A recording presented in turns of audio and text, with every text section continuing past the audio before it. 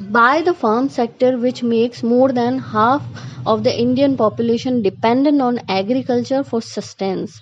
Means India की जो half से ज़्यादा टू थर्ड पॉपुलेशन जो है इस फील्ड में अगर इंगेज है, तो उसका परफॉर्मेंस, यानी किसी भी फील्ड में, इस फील्ड में क्या, किसी भी फील्ड में अगर किसी नेशन की टू थर्ड पॉपुलेशन बिजी है या इंगेज है, तो उसका परफॉर्मेंस कितना ज़्यादा होना चाहिए। लेकिन अकॉर्डिंग टू दैट इसका एग्रीकल्चर का जो सपोर्ट है जीडीपी में, वो कोई भी मतलब ऐसा नहीं कह सकते हैं कि हाँ बहुत अच्छा इसका वो है।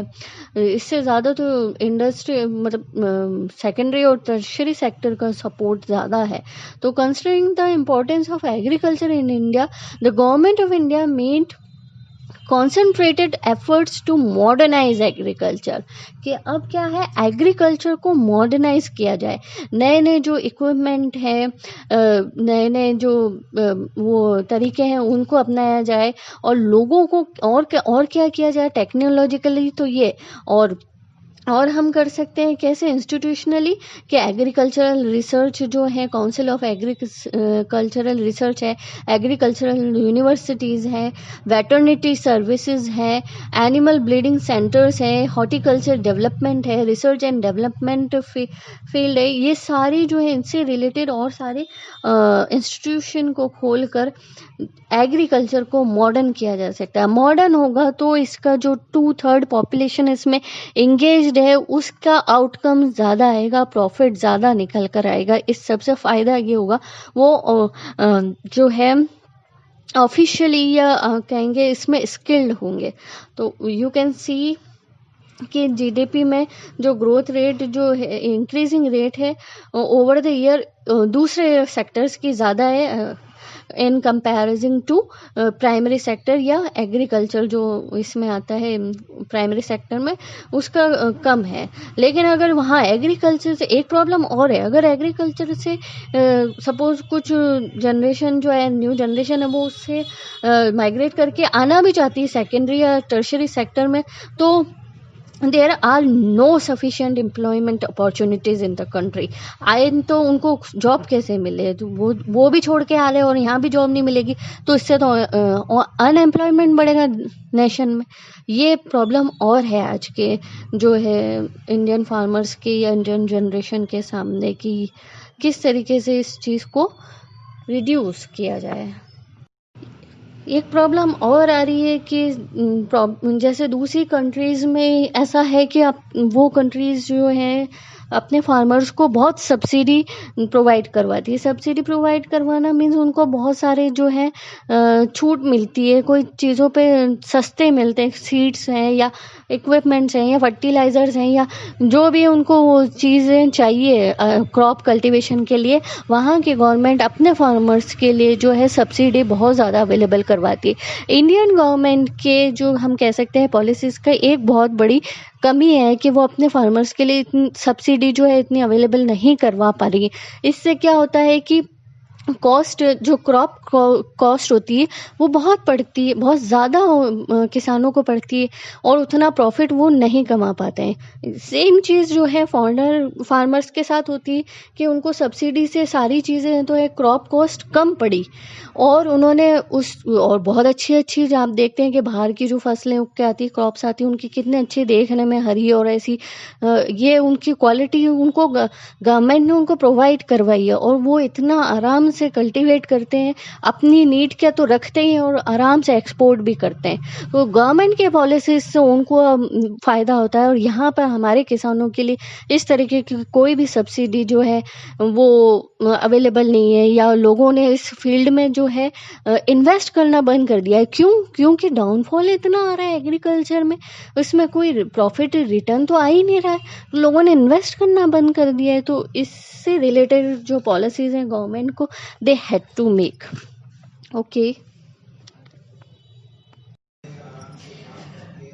गवर्नमेंट को जिस तरीके से प्रोडक्शन में प्रॉफिट और फार्मर्स के लिए अवेलेबिलिटी चाहिए, इन सब मॉडर्न जो है कल्टीवेशन होना चाहिए, मॉडर्न मॉडर्न एग्रीकल्चर के लिए जो भी गवर्नमेंट को है उसमें पॉलिसीज़ मेक करनी है, उसमें सबसे पहले फूड सिक्योरिटी का मैटर सबसे पहले आता है। फूड सिक्योरिटी में ये है कि क्या मतलब है फूड सिक्योरिटी से? फूड सिक्योरिटी मीन्स मतलब foods which provides minimum nutrition level and to the all people of the country of which, कोई भी कंट्री है उसके पीपल के लिए, सब पीपल्स को जो है फूड एटलीस्ट अवेलेबल होना चाहिए। या ऐसा नहीं कि बहुत हाई फाई खाना हो, लेकिन उस लेवल का तो खाना हो ये जिससे वो अपना जो है प्रॉपर न्यूट्रिशन मिल सके। ये पॉलिसीज़ का जो है बेस होना चाहिए।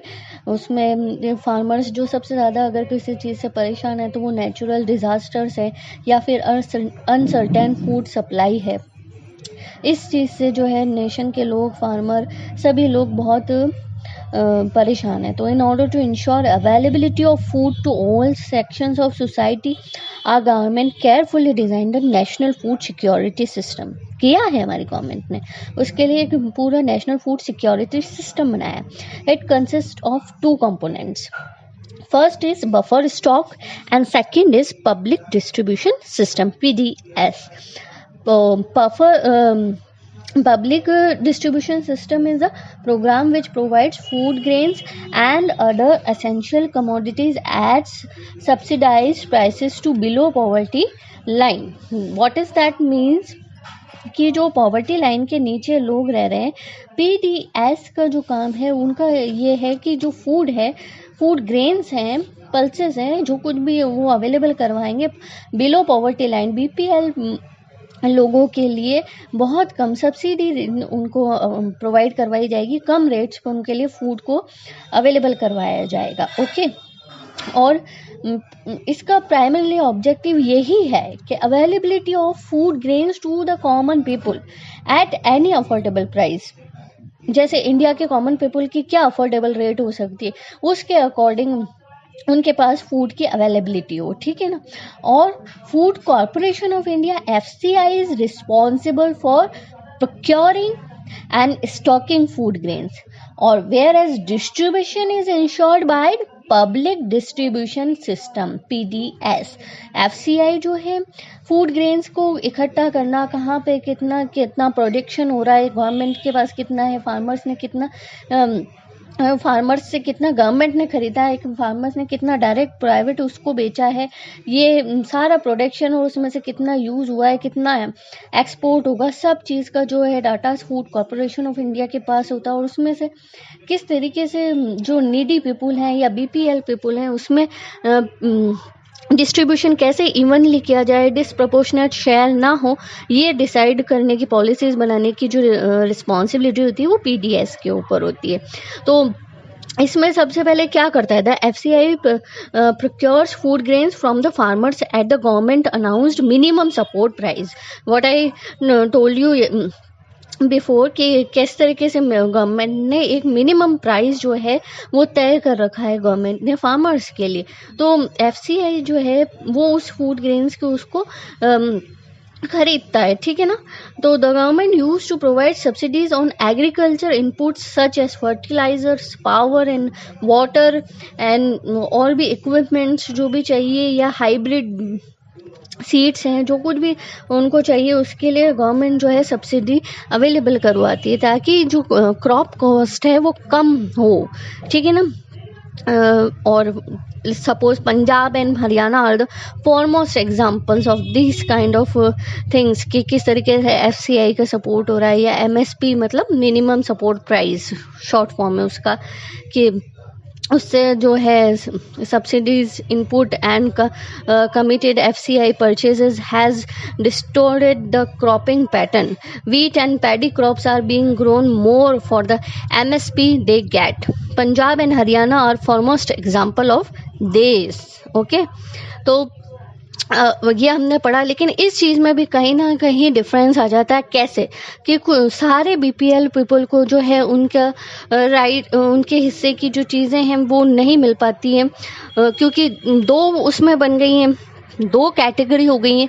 First is BPL below poverty line and second is APL above poverty line. तो इस डिफरेंस में जो इशू होता है वो प्राइस का होता है कि दोनों कैटेगरी के लिए डिफरेंट डिफरेंट प्राइस हैं. तो this categorization is not perfect and a number of deserving poor have been excluded from the BPL category. And moreover, so of the so-called APL slip back to the BPL. कई ऐसे people हैं जो हैं capable हैं अपना खर्चा उठाने के लिए कि वो अपने 2 टाइम की, जिसे कहते हैं कि 2 टाइम की रोटी तो खा सकते हैं, फिर भी वो गवर्नमेंट की पॉलिसी से फ़ायदा उठाने के लिए BPL बन जाते हैं. और जो कई असली BPL रियलिटी में पुअर पीपुल है वो अपने इस राइट से जो है वंचित रह जाते हैं उनकी इस कामों की वजह से, APL वालों की वजह से. तो ये भी जो है एडमिनिस्ट्रेशन के सामने एक बहुत बड़ी डिफ़िकल्टी है कि इसको किस तरीके से फेस किया जाए.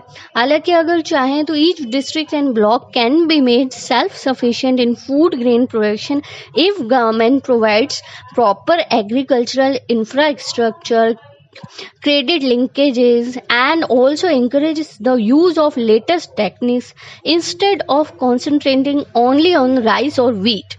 Means इसका क्या हुआ कि गवर्नमेंट ऑफ इंडिया को जो फैसिलिटीज़ अवेलेबल करानी है वो हम उसके ऊपर पहले भी डिस्कस कर चुके हैं. उन फैसिलिटीज़ के अलावा they had to change the concept of the farmers. क्या आपको ऐसा ज़रूरी नहीं है कि आप सिर्फ राइस और वीट ही जो है कल्टीवेट करें, या आप सिर्फ ऑयल सीड्स ही कल्टीवेट करें, या फिर आप सिर्फ वेजिटेबल्स ही कल्टीवेट करें. You have to move and you have to change your theory कि आपको जो है कमर्शियल क्रॉप भी उगाने चाहिए. बदल बदल के जो सीरियल्स है या पल्सेस हैं वो तो हम उगाते हैं और हम ही इतने ज़्यादा यूज़ कर लेते हैं, तो उससे हमें क्या प्रॉफिट हुआ.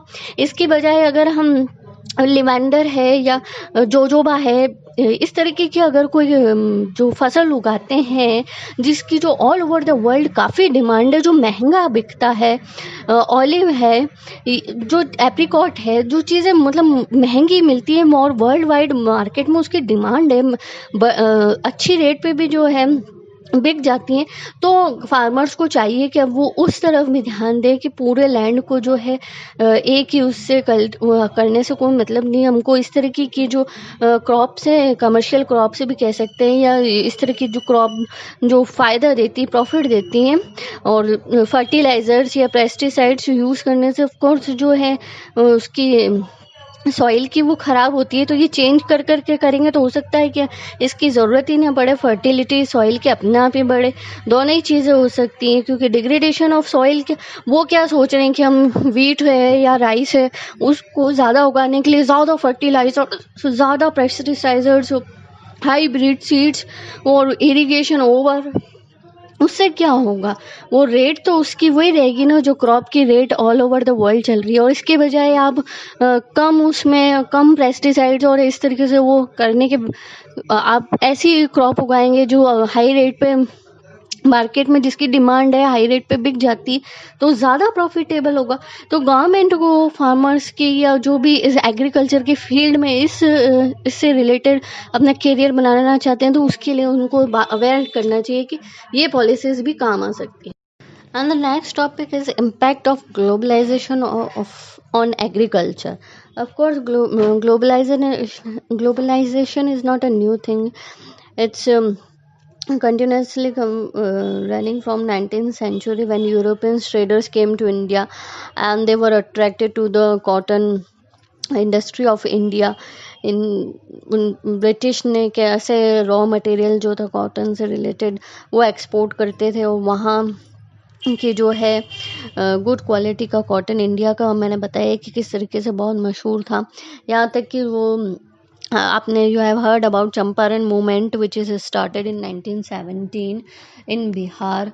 ये था कि वहाँ के जो उस रीजन के जो फार्मर्स थे उनको प्रेशराइज करते थे वहाँ के जो ब्रिटिशर्स थे कि आप जो है कैश क्रॉप, ये इंडिगो, स्पेशली इंडिगो, ओपियम, ये 2 थे. ओपियम की वजह से तो चाइना और ब्रिटेन में वॉर भी हुई थी. जो इंडिया में जो ओपियम का हुआ था, इलीगल बिजनेस भी करता था चाइना, और ये इंडिगो था, ये ब्रिटिशर्स की जो थी बहुत ज़्यादा उन्होंने नाइंसाफ़ी करी थी, इस तरह के एक्सप्लॉइट किया था इंडियन फार्मर्स को, उनको प्रेशराइज करते के थे कि you have to crop indigo on your land. तो इससे क्या है कि सॉइल की जो फर्टिलिटी है वो भी कम होती थी, और जो भी प्रॉफिट होता था वो उन लोग फार्मर्स को मिलता ही नहीं था। तो इसके खिलाफ जो है गांधी जी ने सबसे पहले चंपारण में जो सत्याग्रह किया था वो शुरू हुआ था। और अगर हम ग्लोबलाइजेशन की बात करें 1990, तो जो इंडियन फार्मर्स हैं उनके सामने बहुत ज़्यादा चैलेंज जो है सामने आया था। किस तरीके का चैलेंज? हालांकि यहाँ पे सब तरीके के जो है इम्पोर्टेंट क्रॉप्स हैं वो होती थी ग्रो, लाइक राइस है, कॉटन है, रबड़ है, टी है, कॉफ़ी है, जूट है, स्पाइसेस है।